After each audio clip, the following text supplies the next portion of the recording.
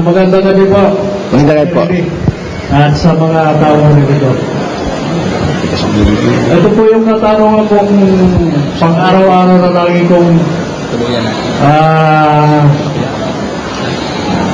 nakakadibate yung mga kasamahan. Siguro to ay sabihin ko na yung taga-Iglesia ni Cristo. Sa araw-araw po yung aming pinag-usapan, yung katauhan ni Cristo. Kumagay tao o Diyos. Sabi nila, saan mo mapapatunayan at mababasa sa Biblia kung si Cristo ay bahagi ng Diyos? Bahagi ng Diyos? Ibig sabihin Diyos. Oh. Ito ba ay Diyos? Sa pong Ang daing Biblia. Ang daing Biblia, ang daing talata. Sa Lumang Tipan daw. At sa Bagong Tipan. Kahit saan pwede. Bagong Tipan, sa Lumang Tipan, nakasulat yun. Maraming talatang nagpapatunay na si Kristo ay Diyos. Pakinggan nyo ha, uno-uno ng Juan. Nang pasimula siya ang verbo, at ang verbo ay suma sa Diyos, at ang verbo ay Diyos. Ito rin nang pasimulay suma sa Diyos. Ang pagkakasalin niya sa Tagalog, ito rin ang pasimula suma sa Diyos. Ano? Yung salitang suma sa Diyos, iba po ang nakasulat sa Greek. Sa Greek ang nakasulat, ito rin ang pasimula ay kasama ng Diyos. Pakinggan nyo, in the beginning was the Word, and the Word was with God, and the Word was God. This was in the beginning with God. Ayan. All things were made through Him, and without Him was not anything made that was made. Maliwanag yun. Nang pasimula ay ang verbo'y kasama ng Diyos, at ang verbo ay Diyos. Ito rin ang pasimulay kasama ng Diyos. Paano kasama? Asan ba yung verbo? Tuloy natin sa 18.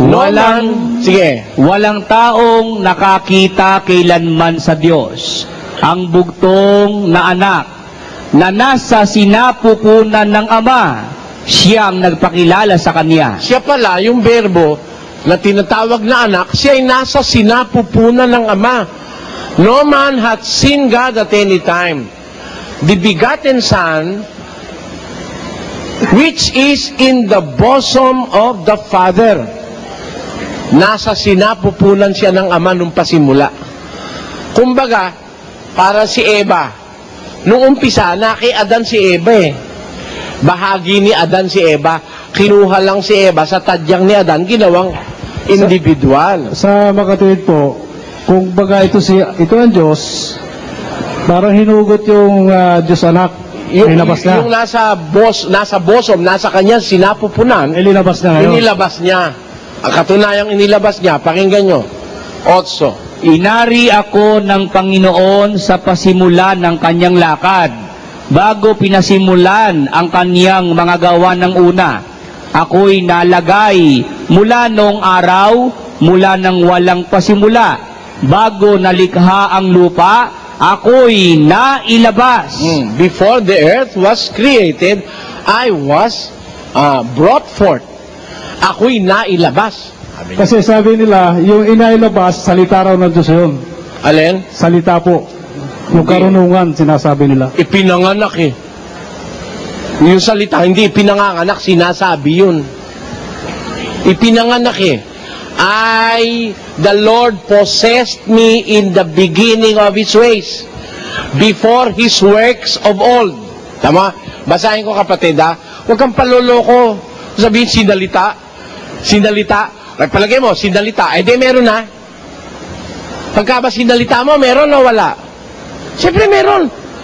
Yun ang panluloko ng iba eh. Pero hindi ganon, hindi tayo papayag doon. Hindi ganon na nakasulat eh. Ang sabi ganito, the Lord possessed me in the beginning of His ways, before His works of old. I was set up from everlasting.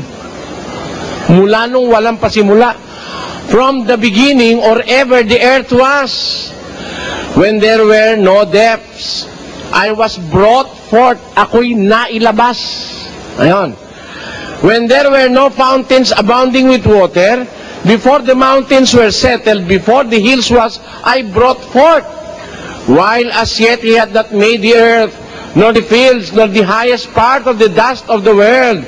When he prepared the heavens, I was there. Nang kanyang likhain ng langit, nandoon ako. O, salita ba yun? Hindi naman salita, nandun nga siya eh. Sabi pa nila, baka yun ay kerubin daw. Alin? Yung kasama niya, yung... Oh, hindi. Nakasulat dito kung sino ito eh, oh. I, wisdom, dwelleth in prudence. Akong karunungan ay nagtumatahan sa kabaitan. Siya yung nagsasalita rito, yung karunungan eh. Eh, sino ba yung karunungan na yon? Pakinggan mo sa 11:49 ng Lucas.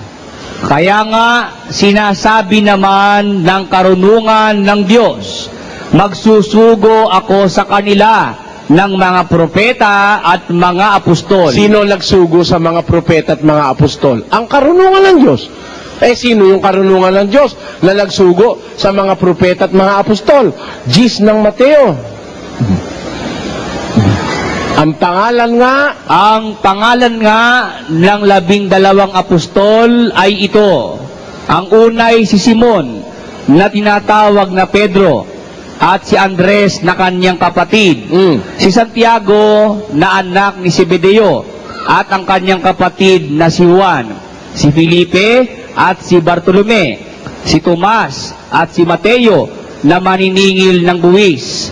Si Santiago na anak ni Alfeo at si Tadeo, si Simon na Cananeo at si Judas Iscariote na siya rin sa kanya'y nagkanulo.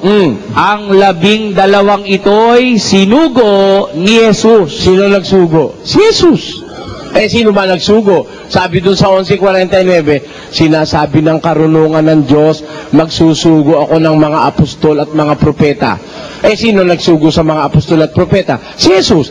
Therefore, si Jesus nga ang karunungan ng Diyos. Tama, hindi? Ang katunayan, basa, 1:24. Ngunit sa kanila na mga tinawag, maging mga Hudyo at mga Griego, si Kristo ang kapangyarihan ng Diyos at ang karunungan ng Diyos. Sino sa karunungan ng Diyos? Si Kristo. Yun yung karunungan na yun ang nagsasalita rito. Na bago pa nilalang ang langit, ako'y nailabas. O, de si Kristo yun. Sa bakutid daw, kung ang Diyos daw si Kristo, ilan ang Diyos? Sabi nila. Ano naman ang problema ron?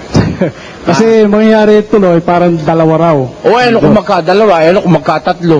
Sabi ko nga, Meron ba sinasabi sa Biblia, bawal ang dalawang Diyos? sabi ko nga, napakinggan ko sa inyo, maraming ang Diyos. Maraming ang Diyos eh. Oo. Maraming Diyos. Ang Diyos tumatayo sa kapisanan ng Diyos. Siya'y humahatol sa gitna ng mga Diyos. Sabi noon. At sabi ng Diyos, lalangin natin ang tao. Hindi meron siya kasama. Kaya nga, lalangin natin eh.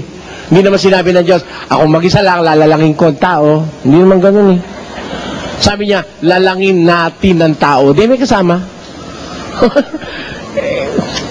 Okay po. Salamat.